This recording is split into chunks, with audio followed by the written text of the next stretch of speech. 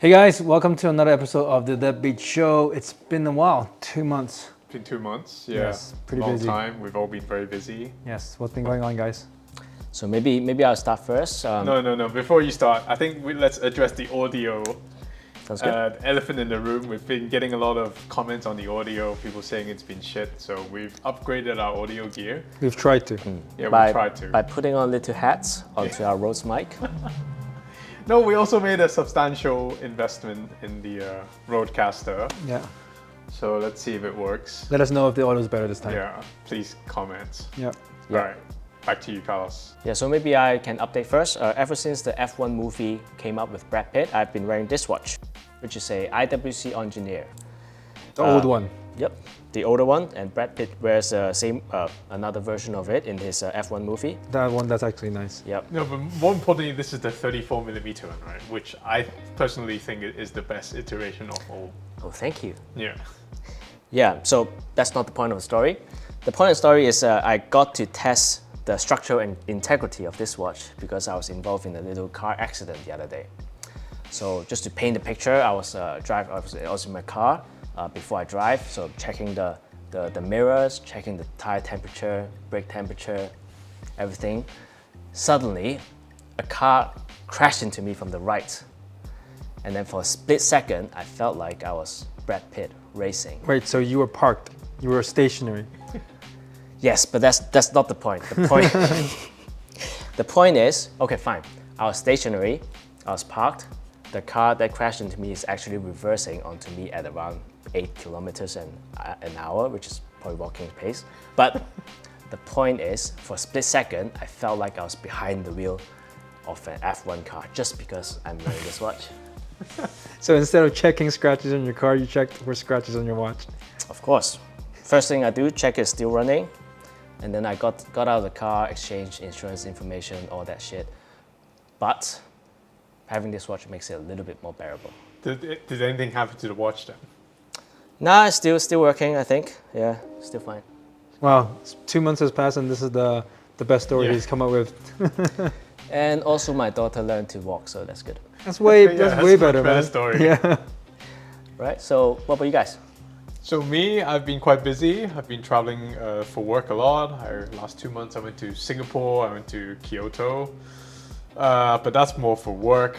On the watch side, I got a new watch. Sorry, just 1 second, because I can't really see you. You're camouflaging. He spent the last 2 months finally finding an outfit Yes. that allows him to fit the couch. You're matching the Pantone color of your whole outfit with your watch. And he's got the strap to Exactly. match as well. No, this is actually grey. Oh, Yeah. No, okay, this maybe is green. It's green, man. No, it's grey. It matches your I shirt. swear, it's oh, okay, grey. yeah, okay, fine, yeah, maybe. Anyway, so back to traveling. Yeah, no, back to the watch. Okay. Yeah, Okay, back so to what the is it? watch. What is this watch? So this is the Brigade Perpetual Calendar from late 80s, early 90s. It has that 4 sub-dial design that it's very famous for perpetual calendars from that era. And I think Brigade hasn't made this layout since maybe the mid 90s. Yeah, I really like the contrast between the guilloche and the brush parts of the dial. Very legendary perpetual calendar from the Daniel Roth era of Brigade. Not as legendary as the 3940. Of course No. not. Dude, 3940 is still the this best. is way better than the 3940. The dial Come on. itself makes it much more interesting. Come on, the 3940 is the OG. When you think of perpetual calendar, 3940. This came before the 3940. It doesn't matter. Doesn't No, matter. It's no, not, no, yeah, it's no, not no, about. It's not about coming before. It's not about coming before. It's about coming at the right time. That's what she said. So, but looking at this one, it looks like it's angry at you. A little bit. A little bit. With And it just looks like an old man's watch. I'm an old man, so. What are you talking about? Look at your watch. Yeah, look at your watch. Yeah, I mean, what? Okay, so I recently picked this up. It's a yellow gold 1948 Vacheron with a gilt dial. Can't It's get more time old man only. than that. Mate, this is way classier than what you're wearing, man. Don't Don't think putting a blue suede strap on it is gonna make it look any younger. Yeah, that's like such a wrong color for the watch. The only reason I put it on this watch is because it's the only strap I had with this lug with. So I've customized some straps from Deluxe. Shout out to Ken. It's coming in a few weeks. Yep, definitely need cans to rescue you. Yeah. So what about you? So obviously, we know that you've been busy launching a new brand recently. Why don't you talk a bit about that? and also just the experience of starting the brand. Yeah, so I'm going to be launching a new brand at the end of the month. By the time this video is released, hopefully it'll be live already. We're called Earthen Company. So Earthen relating to earthenware, so compressed earth, meaning ceramics. So all the watches we produce will be made in ceramics. We like ceramic as a material because it doesn't scratch and it can be done in different colors. We also think that it's a material that's really good to democratize because it's not necessarily an expensive material, but if you do it well, especially finishing it well, it can look really premium as well. So we're gonna democratize this material, modernize some vintage designs, starting off with a ski-inspired Pilot field watch with the Miyota movement that's gonna retail for an unbeatable price of $899 US. So this is something that you're doing with a fellow THC member, right? Yes, Stanley. Stanley. He's also a THC ambassador. So I met him a few years ago in the THC community. We bonded over watches, and one moment we're just like, hey, we love watches so much, and we feel the need to create. So why don't we create this brand? Yeah, I think it's pretty cool that you met someone through the community and now you guys are starting a brand together. Yeah, it's pretty scary and exciting at the same time, but yeah, it's fun. So what's the biggest challenge? Biggest challenge, I think for us, it was finding what our unique selling point was. Like there's so many brands nowadays that come out and they might be doing some iteration of some little thing there, and then ultimately, is that something that a collector truly wants? Sometimes micro brands are started by businessmen or watchmakers, and they might not necessarily understand the collector community. I think it's more important to come from the angle of a collector, like what do collectors like nowadays, and then just create something that reverberates with that community, and that's the angle that we're trying to take. So since we're already talking about Earthen & Co, right? I think this also brings on a new trend, let's say, that the Hong Kong-based collectors, launching their own brand and releasing new watches. Yeah. So another one that is launching a watch Launched a watch is Selten watches. Yep. Who has launched a watch with Watchware & Co. Also a Hong Kong watch community. I think I've seen it on the internet, right? I haven't seen a real watch yet, but it's like an engraved mother of pearl dial and with an interesting pattern, which I think is supposed to resemble like the pattern on the chinks on the armor, samurai armor. Yeah, samurai armor. I think it's a pretty interesting usage of using CNC to engrave like mother of pearl. You rarely see engraved mother of pearl, maybe with the exception of like a little Langer one from especially not at years this ago. price point. Yeah, not in this price point. So yeah, I think the price point is around like $1,000 US. Yeah. So it's a pretty interesting usage of it. Yeah, I think objectively it's definitely a very interesting watch. We have seen before a CNC machine creating guilloche patterns on other watches like the Ovion. Those are already slightly more expensive. This one makes it a little bit more accessible as well, and also on mother of pearl, which is something that's not done very often. Yeah. But it also seems like this trend of democratizing things is kind of like brands looking to use elements that are traditionally maybe more expensive and taking that element and putting in a more affordable package, maybe with like a more affordable movement or case, which makes these features that appeal to certain collectors. What do you think about the trend of that? I think if you're a collector who say you want a patterned stone, then Selten is a great watch because for a very affordable price you're able to get that when normally you might have to pay a lot higher. But on the other hand, you might sacrifice certain things like obviously the movement is not high horology, the case is not high horology, but if that's the thing that you want, then it makes sense. I have to say though, the pattern, it looks a lot like the Goya bag monogram. A little bit, yeah. But it has a deeper meaning to it. It means like it's all intertwined. Interlocking, bringing community together, which actually is very similar to our philosophy as well. So that's good. But I think like these sort of democratization propositions may be more suitable for like beginner collectors who want to experience certain elements that they may not have seen before. But maybe for more experienced collectors, they'll think that, okay, I'm buying something for affordable price, which has this feature, but all the other features around it feels a bit more like a compromise, and Yep. it may not appeal to those collectors. So what you need is to put your case and then put a mother of pearl CNC dial onto the watch. Yeah. So I think it depends on the design of the watch. Like, what is that watch intended to do, right? Like for example, like the reason we created our watch, that the way it's designed, the ceramic case, the whole watch is intended for active wear. That's why we pick ceramic, because it doesn't scratch.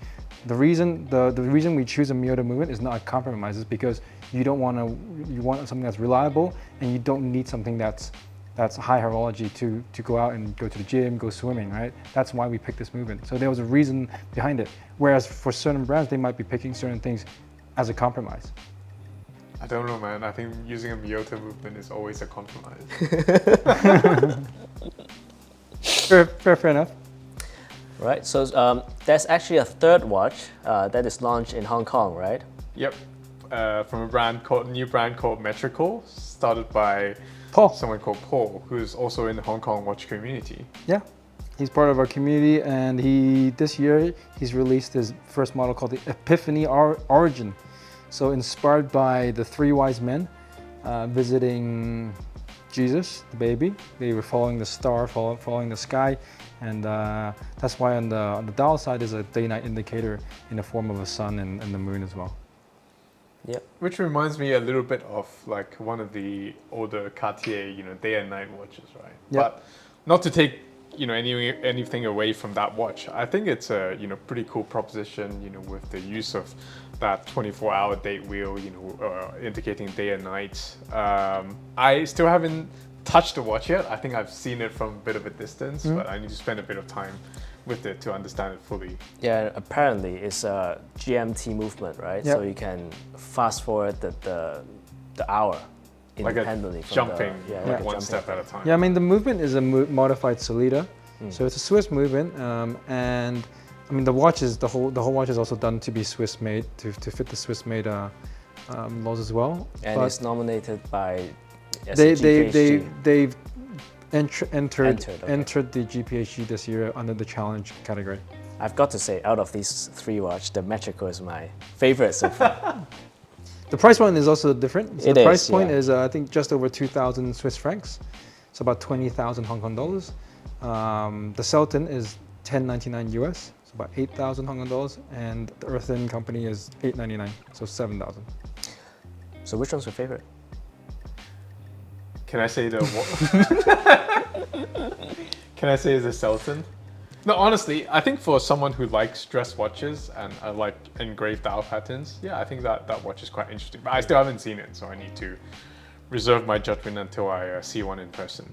Yeah. What about you? Obviously, I picked Pick his own baby. I gotta pick. Biased choice. Yeah, the bias choice. I gotta pick my own watch, but yeah, I mean, I think those three watches all suit different purposes, right? Like, for us, the Earthen company is meant to be active wear. We want people to go to the beach, go swimming, go doing things with it.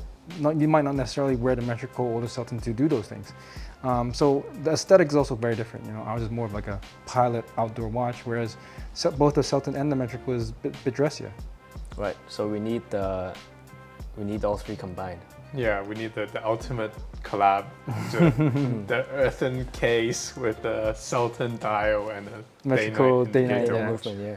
Yeah, but okay, that's the thing. Like jokes aside, like that's something that sometimes people they don't always get right, because like just because you get certain features that one brand does well and you mash them up together, it doesn't necessarily make it a good offering. Like, okay, you have lobster here, you have caviar here, you got steak here, you've got chicken here, and you put it all, it doesn't necessarily make a good pasta. It's called surf and turf. Yeah, it's not that good.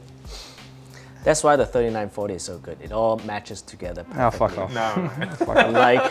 Unlike this one. Like another one that has hit basically the internet is the Atelier Wen Jiao. That's not a Hong Kong brand. It's Chinese brand, Hong Kong thought it was a Chinese. No, that's brand. a French brand. Well, no, it's Chinese. Well, And they now it's a- championing Chinese watchmaking. It's a French brand that it's also using a French movement this time. So what's the Chinese element in there? Master Chang. Chinese dial, Master, Okay, yeah. Master Chinese Chang dial, is the Chinese case. element, But there's right? no guilloche on this one, right? But it's got enamel. It's got a hand hammered. Okay. But it's probably Master Cheng's brother hammering the dial Next to him in the cave. in the cave, Yeah. and he's mining the diamonds as well. Oh yeah, and then he's writing the Does it take 36 hours to hammer the dial? maybe 72. Yeah, but what do you guys think of that watch? I mean, it's obviously a different price point. About 4,000, no, Swiss francs, 4,000 Swiss francs ish. Yeah. 4,000. I thought it was higher. But I don't remember. Yeah. anyway, I think Maybe 50K Hong Kong dollars. I've seen a prototype at Watches and Wonders this year. Mm-hmm. I thought it was quite interesting actually.